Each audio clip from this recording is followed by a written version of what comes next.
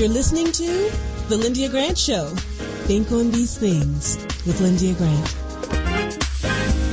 Well, good evening, Radio 1 listeners. Thank you for tuning in to The Lyndia Grant Show.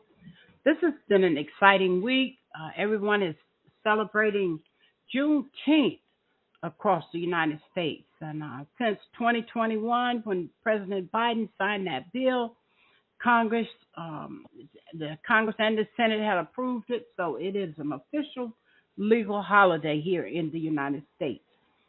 And so we just want to remind you all that if it's still things going on, although we show airs on Fridays, be sure and participate. Our second guest, Attorney Dana STEBBINS, is going to be talking about some Juneteenth from a political perspective. So, but now let's go to Dr. Julianne Malvo, who is our political and economic commentator. And let's hear what she want to tell us this week that's going on. It's a lot happening, but let's see where she want to go. Good morning. Good afternoon, Dr. Julianne. Good afternoon, Lyndia. Thank you again for the work you do. We appreciate you. And thank you for lifting up Juneteenth. And the person we must lift up in this context is Sister Opal Lee. She's 98 years old. She'll be 99 in October. She's the one who, for years, pushed for Juneteenth to be a national holiday. And so congratulations to her. Thank you to President Biden, who did this. And we could talk about it all day, but I'm not going to because there's so much else going on. Basically, as we speak right now, we're wondering if the United States is on the verge or the brink of war. Israel would like us to essentially indemnify them from their attacks on Iran. Iran, of course, is a bad actor, but you know why they're a bad actor? Because the current president nullified an agreement that Iran had made with the United States under President Obama's administration. There was a nuclear containment agreement, and Mr. Trump tore it up. And so the Iranians like, okay, fine, we're going to do whatever we want to do. What they have been doing is stockpiling uranium capacity. There are all kind of estimates about how much nuclear power they have. Now Israel wants to essentially attack their nuclear manufacturing process, and they like the United States to help. Iran has said if we jump in it, we're going to FAFO. We're going to find out what they've got going. And they say they will do irreparable damage to the United States if we choose to join this war. So this is, now this is the person who, when running for office, said no new wars. Remember? He said no new wars. Yeah. And now he's on the brink of intervening in something that can become internationally devastating. Yes. He has made this a priority. He went to Canada for a G7 meeting. I wonder if this man really works for Vladimir Putin, because he went to a G7 meeting.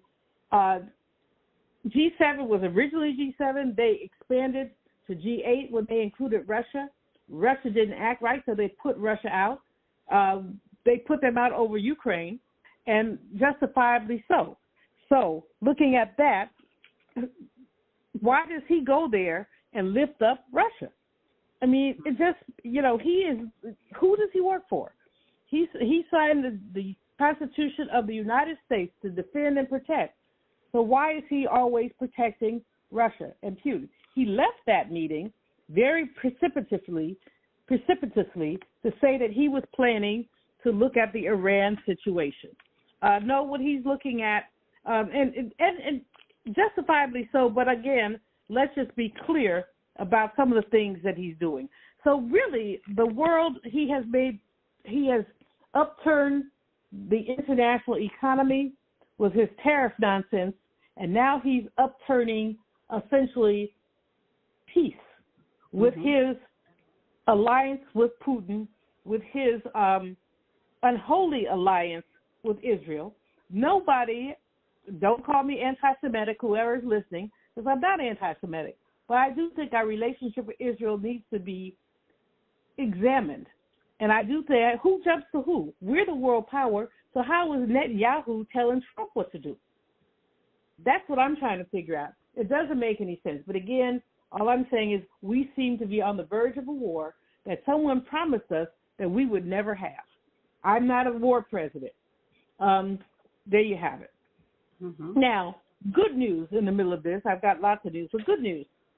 Karen Bass has lifted the curfew in Los Angeles. It was a curfew that started last week, and she lifted it this week. Tuesday night, she said the curfew was over. This is important because people in Los Angeles were protesting. They were protesting peacefully, but they also understood the unfortunate ways that this president has depicted Los Angeles as a lawless area. You know, on Saturday, with the protest last Saturday, there were only 5 arrests. 30,000 people, 5 arrests.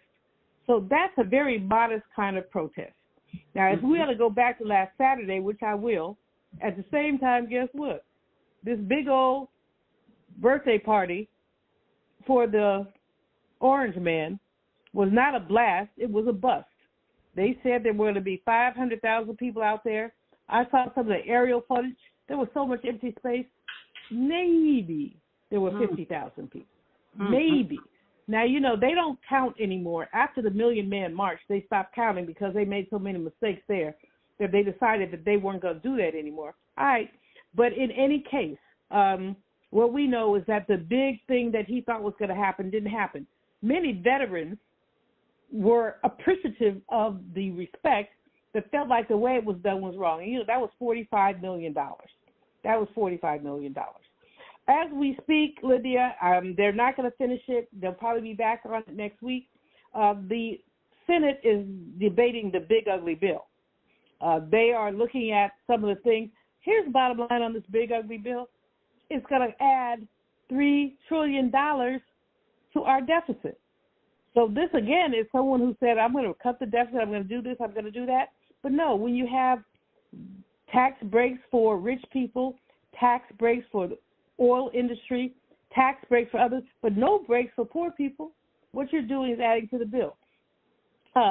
New York mayoral candidate Brad Ladner was arrested because he essentially supported an undocumented person at an ICE headquarters.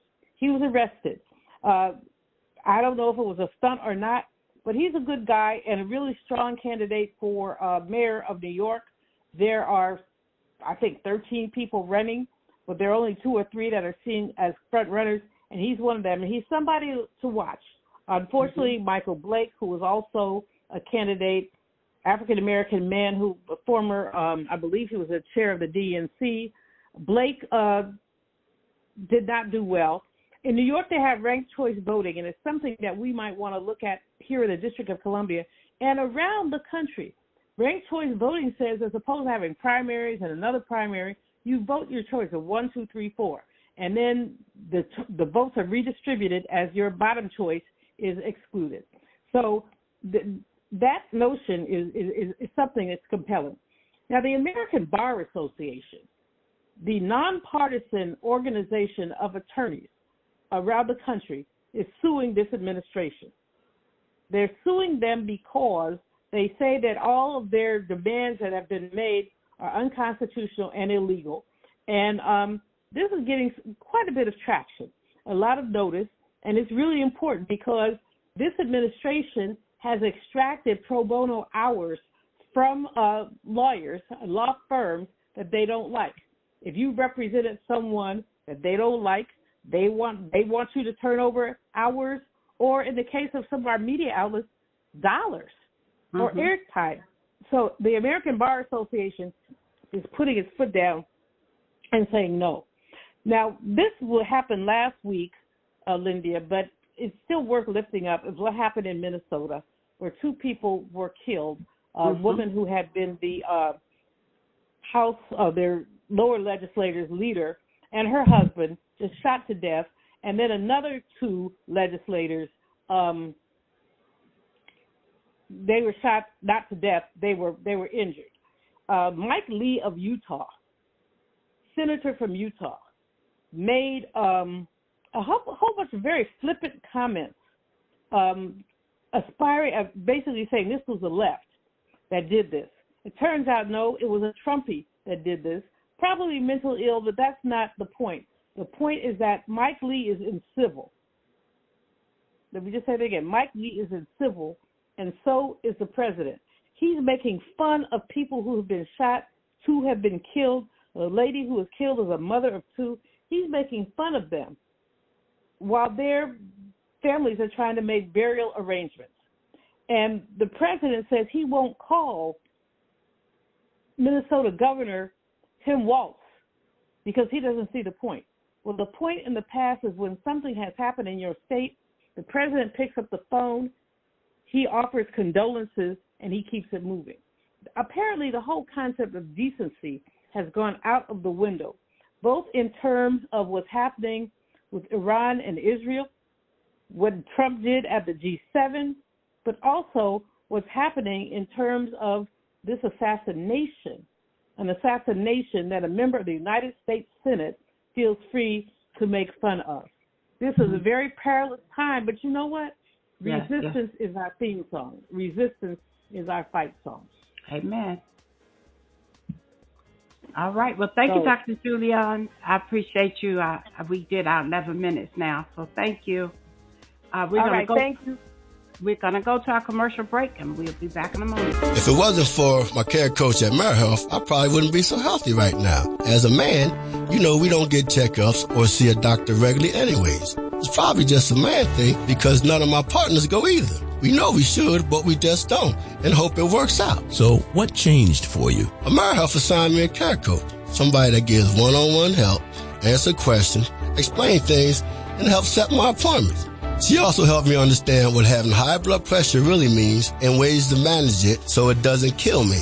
It ain't nothing to play with. If you're a member of AmeriHealth, ask for a care coach. I'm glad I got mine. At AmeriHealth, if you need a care coach, you can have one. Just call us at 1-877-759-6224 to get connected. 1-877-759-6224. This program is funded in part by the government of the District of Columbia Department of Healthcare Finance. Mayor Muriel Bowser. Washington and former religion columnist Lyndia Grant. Rosa Parks refused to give up her seat on a segregated Montgomery bus. In lectures on brotherhood, Ms. Parks often said, "People always say that I didn't give up my seat because I was tired. But that wasn't true. I was not tired physically. I was not old. I was 42.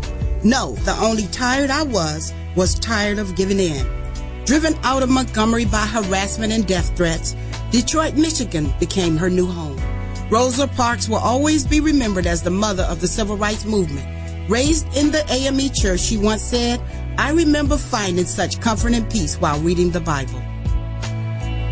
Read more in the religion column of the Washington Informer, an award-winning African-American newspaper. We don't report crime or gossip, just positive news. Pick up the Washington Informer or visit us online at washingtoninformer.com. Call 202-561-4100 for more information. This is Frank Smith with the African American Civil War Museum in Washington, D.C., located at 1925 Vermont Avenue Northwest on the Green Line. Did you know that a recent study found that children who visit museums do better in school and in life than children who do not? So parents, teachers, and preachers, let's get moving. I promise you, if you bring your children to the African American Civil War Museum, they will be inspired by the images that they see. They will be impressed by our living history reenactors who are always available, and they will be involved in our scavenger hunt that takes them throughout our exhibit. That's the African American Civil War Museum, 1925 Vermont Avenue. Our hours are 10 to 6:30 on weekdays, 12 to 4 on Saturdays and Sundays. See it. Be inspired. Thank you for tuning in to the Lyndia Grant Show. We are here celebrating Juneteenth this week. Juneteenth is on June the 19th, and we're coming on the next day, June the 20th. So we're back from our commercial break, and now we're going to go to our second guest. And her topic is right in tune, Juneteenth during the MAGA War on Black Culture. Attorney Dana STEBBINS. She's here with us every month, and we're so happy to have Dana back with us again during this Juneteenth celebration month. Dana, how are you today? I'm well, thank you, Lydia. How are you? I'm doing great, thank you. So glad Good. school is closed and we can run free now. I'm just excited about that. So let's talk a little bit about what's going on here. Can you review why you say MAGA has a war on black culture? I have an idea, but I like how you make it so plain. Of course. If you look at everything that this administration has initiated from the White House through all of his agencies, you'll see that there's been a war on our culture, on African American culture, also on other minorities, but primarily on us. He eliminated all DEI, diversity and equity initiatives in all agencies. That was what is allowing us to have an equal footing when we apply for jobs or promotions or opportunities or funding. All of that has been eliminated. He attacked the African American Museum and called it a woke institution that was giving out propaganda. And so even though it's not closed, he is waging a constant battle to have people take their artifacts out of it, to have the director fired, to take over the running of the museum so that he can basically say that black history is unimportant. Then he took over the Kennedy Center, if you remember. Mm-hmm. He fired the entire Kennedy Center board of directors when arts are supposed to be excluded from politics. And the first thing he did was get rid of all of the shows that featured black entertainers, black music, black plays, Latin American players. So he's got a Kennedy Center now that has a basically white program of activity. He fired all of the African American generals in the Department of Defense, including the Joint Chief of Staff, for no other reason other than he and the Defense Secretary said that they were not on the same page philosophically with the administration. It had nothing to do with their competence. He fired the Librarian of Congress because he wanted to ban books on African American history in the Library of Congress. She would not do it, so he fired her. That's she just was the first black, wasn't she the first black librarian yes. ever. And the Library of Congress comes under the Congress, not the White House. But since this Congress is not stopping him from doing anything, he's going about doing it all as a dictator, as a fascist leader, as a person that's trying to be king of America instead of the president. That's just a few incidents that give you the evidence of why I say that there's a war on black culture.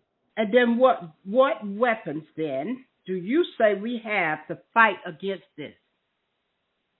Knowledge and facts.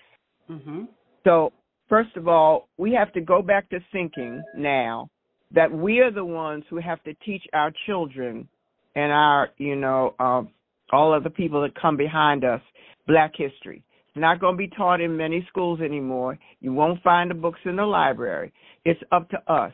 We have to educate our children. For example, we have to tell them why there is a Juneteenth Day, Juneteenth Freedom Day. Why is it a federal holiday? It's a federal holiday starting in 2021 because it was a pledge by the administration never to forget the past, the effects of slavery on this country, and the fight for freedom that African Americans had to go through to get there. So they were celebrating our black history by making Juneteenth the day that the slaves were freed in Texas, even though they had been freed for 2 years in the rest of the country. They didn't get freed until that year in Texas. And that's why we celebrate Juneteenth. That's one of the things we have to teach them, that in 1865, black people were freed from slavery and started building institutions, homes, banks, everything that they couldn't do, they built after that because they were freed. We have to teach them why black history is important. why you have to understand Africa is more than a bunch of savages running around as it's portrayed by white people. That most of history started in Africa. Most of civilization started in Africa and flowed to the rest of the world from there. We are the ones. So knowledge is a tool, a weapon that we have to use. Facts. We have to teach facts, not what they want you to believe, but what is the truth about Black history. Mm-hmm. That's the biggest weapon we have. And then, Dana, does might, like I might get a husband, does might make right? Well, you know, that is a saying that white people invented when they started conquering other nations and other peoples and took over and made them colonies. That might, the might of the United States, makes them right. That's not, however, true. Might does not make right. Right makes right. And wrong makes wrong. Okay? You are wrong whether you're mighty or not. If you're wrong, you're wrong. And so we have to teach them that these people may, for the moment, be in power. They may, for the moment, be able to show their might, but they're not right. And so eventually, as it has in our past, the truth is going to come to light. Nothing you do in the dark can stay there forever. It's always going to come out in the light. And we have to continue to be vigilant. We have to continue to teach our children and our relatives the truth and the facts, and we have to keep fighting against the injustice that we're facing now by supporting those Blacks who are in positions to do something about it. Bunch, who is the secretary of the Smithsonian Institution, is under attack always. We have to continue to go to that institution. We have to support him. We have to go on social media. We have to talk about the importance of the African American Museum of History. We have to keep fighting to keep this alive, because this administration will not be there forever. And no might does not make right. And the scripture also says the truth will make you free. Yes. So that is where right comes in. Last question, So Dana. I want to say one last thing, and I would urge all your listeners this year, if you haven't supported Juneteenth before, please look up the events and activities that are happening in your town or your county or your city, because some states are bending to the will of this administration and canceling or defunding Juneteenth. So it isn't going to be everywhere like it used to be. So find a place where it's going to be and participate. Check out the National Black Cultural Information Trust. Go online and find out what that is. It is an organization dedicated to protecting Black history and protecting Black culture. They have an entire list of events, starting with a book fair for children in Maryland, started on July 19th. Find an event, go to it, support it, publicize it, encourage others to do so, because if we don't support Black history and Juneteenth, they will take it from us. And if you're a philanthropist, you can always find ways to make a donation, a substantial donation. Correct. Support it both in your money. It's called your treasure, your time, or your talents. That's various ways to support.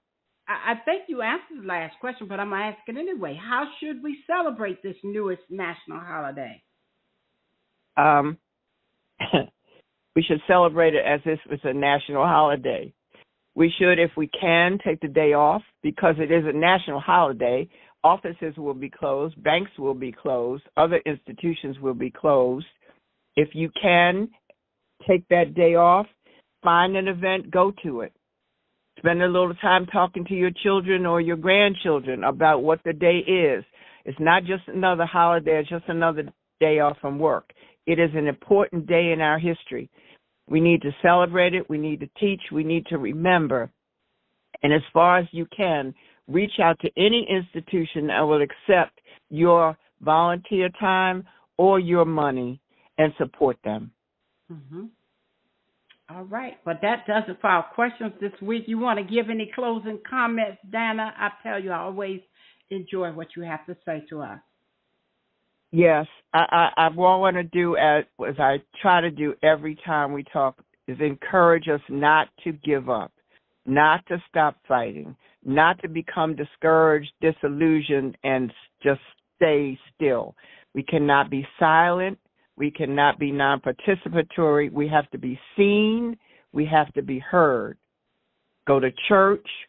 Pray that this country will get saved from this crazy world that we're now in.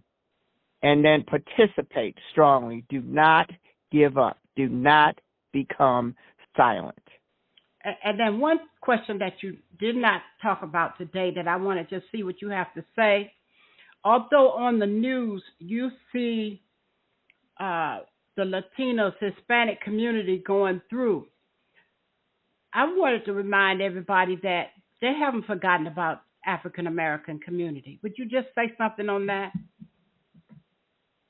You mean see Latin American communities going through what?